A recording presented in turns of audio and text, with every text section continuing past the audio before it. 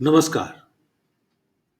उनके खत और आप की 405वीं कड़ी 405th एपिसोड में आप सभी का हार्दिक अभिवादन, अभिनंदन, स्वागत और आभार।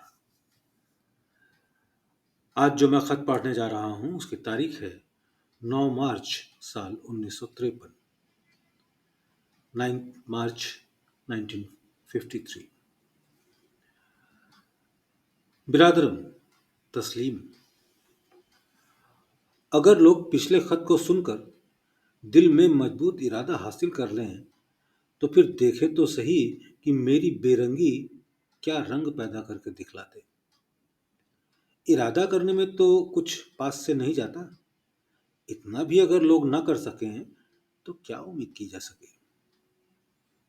मैं जब सत्संग में पहली मर्तबा दाखिल हुआ था तो मुझ में खुद से ये मोहब्बत पैदा हो गई थी कि इसकी इंतहा को देखना है कि उसमें क्या है। इरादा एक दफा बांधकर दिल में ठान लिया था कि इंतहाई हद को देखना है। मुझे अफसोस होगा कि लोग अगर इतना भी ना कर सकें। मर्दानगी के मायने तो मैं यही समझता हूं कि जो अच्छा इरादा बांध ले वो उसको पूरा करके दिखलाए। जिस चीज को शुरू करे उसको इंतहा तक पहुंचा दे। और भाई, कुछ ना कुछ डोज टूटे फूटे शब्दों में मैं देता ही रहता हूं। मुमकिन है कि इसी वजह से उन पर असर कम होता हो, क्योंकि इल्मी काबिलियत का मुझ में पता ही कहाँ। पहाड़े जो याद किए थे वो भी भूल गया। जो लोग कि इल्म के दावेदार हैं, इल्म माने ज्ञान, इल्म के दावेदार हैं, वही अगर इस काम को कर लें तो मेरा दिल बहुत खुश हो जाए। और इसमें कोई हर्ज भी नहीं, क्योंकि इल्म पढ़ा ही इसलिए जाता है कि उसको उससे दूसरों को भी रोशनी मिले। हमारे पंडित जी वाकई इल्म वाले हैं, जिस पर कि हमको नाज था और मुझको इसका इकरार है। मैं उस इल्म से वंचित हूं जिसको वो जानते हैं। ये इल्म भी एक साल में मैं पढ़कर सीख सकता हूँ, मगर साथ ही साथ ये ख्याल भी आता है कि इतना वक्त आप लोगों की उपज और अपने फराइज, अपनी ड्यूटीज़ को पूरा करने में क्यों ना लगा दूँ, जिससे ईश्वर भी खुश हो।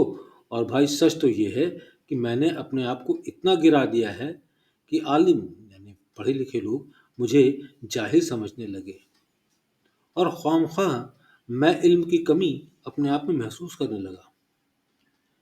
वजह यह भी हो सकती है कि पंडित जी को इस लिहाज से मुझको बढ़ाई देनी थी और उनको खुश रखना था, वरना मैं ये कह सकता हूँ कि किसी जगह पर मुझ में इल्म की कमी नहीं है। मुझको गुरु महाराज ने अपना इल्म भी ट्रांसमिट किया है और ये मैं भी कर सकता हूँ, जनाब लाला जी साहब के नाम पर। हाँ, अल्फाज और टेक्निक जो प्रिस्क्राइब्ड बने वो मुमकिन है कि ना हो। ये मेरी आजिज़ी, इज़्ज़ और इनकसार है, यानी नम्रता है, जिसको मैंने अपने गुरु महाराज को देखकर सीखा है कि दूसरे को अपने ऊपर फ़ौक़ियत देता हूँ, प्रधानता देता हूँ, और जो खूबी उसमें है उसका मैं प्रशंसक हूँ। बात बुरी होगी और मुझे ऐसा कहना भी नहीं चाहिए, मगर किसी मसलहत से, किसी वजह से लिखना भी लाजमी है, ज़रूरी है। वो ये कि लोग वेद मुझसे पढ़ें और सीखें, ख्वाह प्रैक्टिकल, ख्वाह उसकी तफसीर यानी व्याख्या मुझसे लें। तब लाला जी की अजमत का पता चलेगा कि वो क्या नहीं कर सकते थे। कीड़ों ने हजारहा किताबें खाली, पाई न मगर फजीलत की सनत। कीड़ों ने हजार किताबें खाली, लेकिन फजीलत यानी योग्यता की सनत, सर्टिफिकेट नहीं मिल सका। मैंने एक मजमून कस्तूरी के खत में और लिखा है। मजमून तो नहीं है बल्कि चंद बातें हैं। उसको गुज़श्ता खत से पेवस्ता समझिए, यानी पिछले पत्र से जुड़ा हुआ समझिए। कई रोज से मैं लिखा रहा हूं, इसलिए कि किसी भूले भटके मुसाफिर को ये चराग का काम करे। नतीजा ईश्वर के हाथ में है, लिखे तो मैं जाता ही हूं। मैंने कभी ब्रह्म ज्ञान हासिल करने की कोशिश ही नहीं की। मैंने तो तमाम उम्र अपने गिर्द के ही पहचानने की कोशिश की। इसलिए मुमकिन है कि ज्ञानी लोगों को या ज़ी इल्म यानी पढ़े लिखे आदमियों को ये बात पसंद ना आए। मगर भाई, हकीकत से मैं एक लम्हा भी नहीं हटता और ना मेरी तहरीर यानी राइटिंग उससे खाली होती। किसी को फ़िक्र आखिरत है, अंत की चिंता है, और मुझे इस बात की फ़िक्र कि मेरे पास जो कुछ भी है वो सबका सब कोई ले ले। अगर कोई ऐसा करने पर आमादा हो जाए तो मैं यही समझूंगा कि मैं बख्श दिया गया, इसलिए कि ऐसी हालत में बहुत कुछ ऋण से उद्धार हो सकूंगा। बिल्कुल अपना ही सा बनाने के लिए मुझ में काबिलियत कहाँ, और मुमकिन है कि बन भी न सके। ये काबिलियत तो सिर्फ मेरे गुरु महाराज में थी। मगर साथ ही साथ ये जरूर मैं कहना चाहता हूँ कि कोई भी ऐसा मिल जाए जिससे अपने दिल के वलवले निकाल सकूं।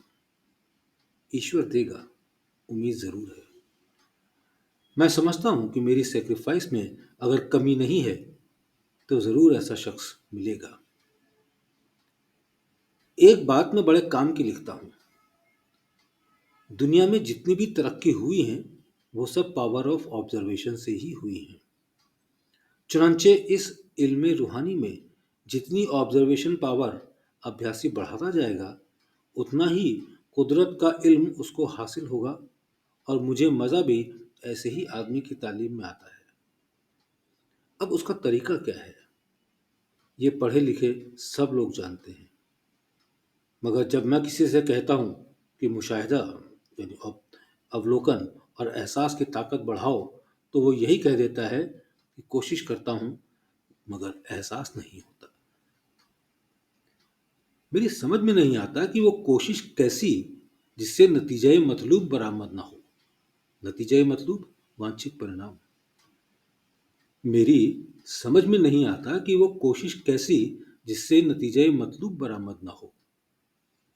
हम जब अपने घर के मामलात को सोचते हैं तो उसके हर निकात, हर पॉइंट्स खूब समझ में आ जाते हैं। बात क्या है कि हम हमातन मसरूफ हो जाते हैं। हमातन मीन्स कंप्लीटली, पूरी तरह से। यहाँ तक कि जब तक उसका हल नहीं मिल जाता हमको चैन नहीं पड़ता, इसलिए कि वो चुभन दिल में होती है। अभ्यासी जब अपनी कंडीशन को नज़र में रखे और देखे तो मुमकिन ही नहीं कि पढ़े लिखे आदमी की समझ में ना आ जाए।